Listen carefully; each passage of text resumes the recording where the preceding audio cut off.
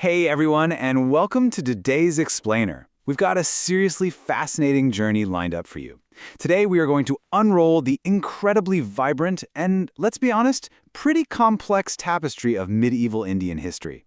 Now, I know history can sometimes feel like this endless, disconnected list of dates and unpronounceable names, but today we're curating this era into a beautifully structured, easy-to-follow story.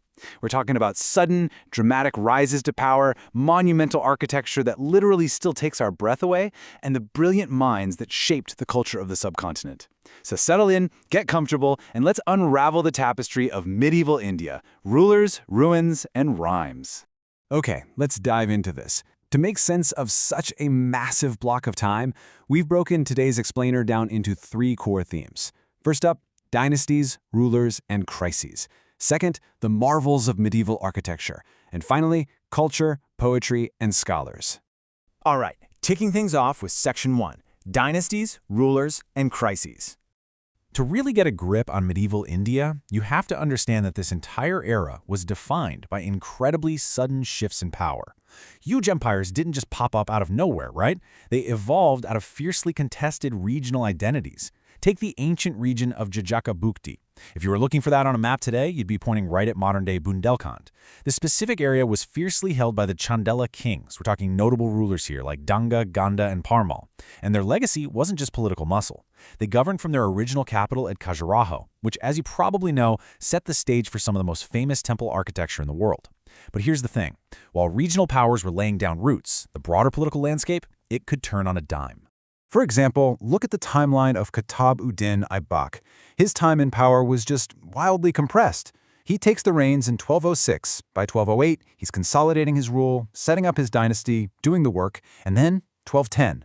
Boom, it's over. And it wasn't a massive battle or some grand assassination plot. No, he literally died from falling off a horse while playing Shogun, which is basically a medieval version of polo. 4 years, that's it. In just 4 years, his era was over, leaving this massive power vacuum for his kids, Aram Shah and Qutub Begum, to deal with. It's just a crazy reminder of exactly how fragile medieval power really was. Now, on the flip side of that, you had rulers who played the long game and fundamentally rewired the societies they governed. Let's travel east over to Bengal for a second. The Senate dynasty was originally founded by Himan Sen, but the guy we really need to focus on is his descendant, the third king, Balala Sen. He ruled from 1160 to 1178, and he introduced a system of sweeping social reforms known as Kulanism. This wasn't just a minor policy update. This deeply entrenched a very specific, rigid social hierarchy within Bengali society. It was a massive structural change that echoed for generations long after his reign ended. Speaking of structural shifts, let's fast forward a bit and see if you can solve this historical mystery. Think about the mighty Mughal Empire. At its absolute peak, this was a global superpower. No question. But during the late reign of Emperor Aurangzeb, this quiet, almost invisible bureaucratic rot began to destabilize the whole system from the inside out.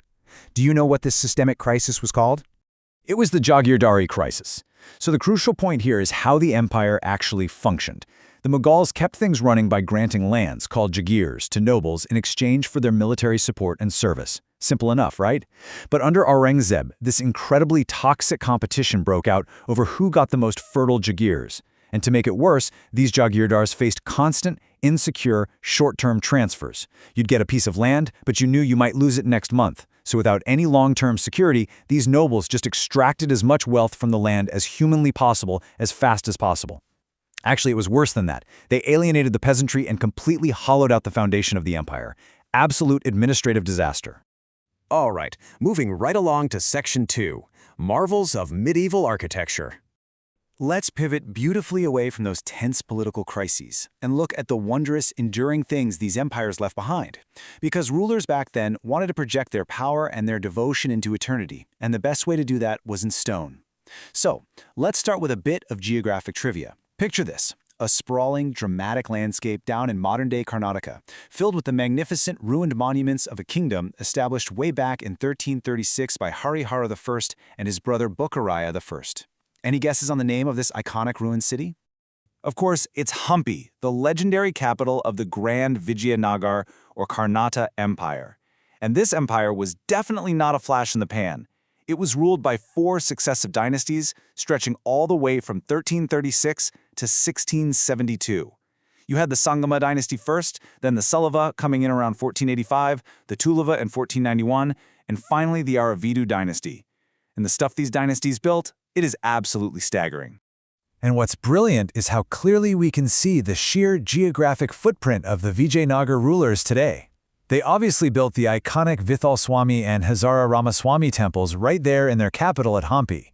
But their influence didn't stop at the city limits, far from it. You can see their exact architectural signature in the Tadapatri and Parvati temples over in Chindamalam, and even down in Kanchipuram at the Vadadaraja and Ekambaranatha temples. They weren't just building a capital city, they were essentially branding an entire subcontinent with their distinct style. Now, moving slightly north to the Deccan Plateau, we really need to clear up a super common piece of historical confusion. If you've ever taken a multiple-choice quiz on this era, you've probably seen it claimed that the city of Hyderabad was founded by Ibrahim Adil Shah of Bijapur. Let's set the record straight. That is entirely incorrect. Hyderabad was actually established in 1591 AD, right on the banks of the Musi River, by Sultan Muhammad Quli Qutb Shah of Golconda. He is the true visionary behind the city and its iconic Char Minar. Heading even further north, architecture was being used in a very explicitly political way. Take the Jahangir Mahal, tucked inside the famous Agra fort. It was built by Emperor Akbar as a residence for his son, Jahangir. But the architecture itself tells a much deeper story. It's this beautiful, deliberate blend of Central Asian and traditional Rajput architectural styles. Why? Because this palace was primarily used by Akbar's Rajput wives. It's a stunning physical representation of Akbar's grand strategy of forging political alliances with the Rajputs through matrimony. The building itself is basically a peace treaty carved out of red sandstone. And that brings us to our third and final section, culture, poetry, and scholars. So, we've covered the battles, and we've marveled at the buildings. Now, let's transition into the vibrant intellectual wealth that really breathed life into medieval India. This era had profound cultural depth, driven by scholars, poets, and even these wide-eyed foreign visitors who wrote everything down. Let's start with an outsider's point of view. In the late 13th century, a wildly famous Italian traveler landed on the shores of South India, specifically hanging out in the Pandya Empire. Who was this globe-trotting observer? Yep, it was Marco Polo. He lands at Kyle in the Pandyan Empire and is just completely blown away. He meticulously noted the immense wealth, the pearls, the absolute magnificence of the king, the princes, and even the everyday people. His final verdict on the place was just staggering. He flat out called it the richest kingdom in existence. It's such an incredible testament to the jaw-dropping prosperity of South India at the time. Now, what's really interesting about this next slide is how empires managed their own internal intellectual wealth. Emperor Akbar, right? He wasn't just a military conqueror. The guy was a massive curator of genius. He intentionally surrounded himself with the Navratnas, his famous 9 gems. And sitting right there among these elite intellectuals was Hakim Humam. He was the chief of the royal school, or the Pathshala. Placing an educator in his absolute innermost circle just goes to show how immensely the Mughal court valued scholarship, rigorous learning, and the cultivation of the mind. Okay, time to test your literary trivia one last time. You know poetry was the absolute lifeblood of the medieval courts, especially for the later Mughals. Now, there's one poet whose name is practically synonymous with the Urdu ghazal today. But early on in his career, he didn't use the name we all know him by. He originally wrote under the pen name Asad. Can you name this literary giant? His given name was Mirza Asadullah Beg Khan, and Asad literally translates to lion. But his sheer genius caught the attention of the very last Mughal emperor, Bahadur Shah Zafar II, who honored him with the title Dabir-ul-Mulk. And when the emperor later gave him another title, Mirza Nosha, the world eventually came to know him by the pen name that is forever etched into literary history, Mirza Ghalib. From a fiery young poet named The Lion to the immortal Mirza Ghalib, his words somehow perfectly captured the fading, melancholic glory of an entire era. And that, my friends, brings us to the end of our journey today. We've seen the fierce regional pride of Budelkhand, we witnessed the abrupt, tragic end of Kutubuddin Aibak on a polo field, we explored the magnificent sprawl of Vijayanagara, and we heard the immortal verses of Ghalib. So I want to leave you with this final, provocative thought. If you could step back in time right now, If you could wander through the bustling, vibrant bazaars of Hampi, or sit quietly and listen to poetry in the fading twilight of Bahadur Shah Zafar's court, which piece of this incredible medieval tapestry would you unravel first?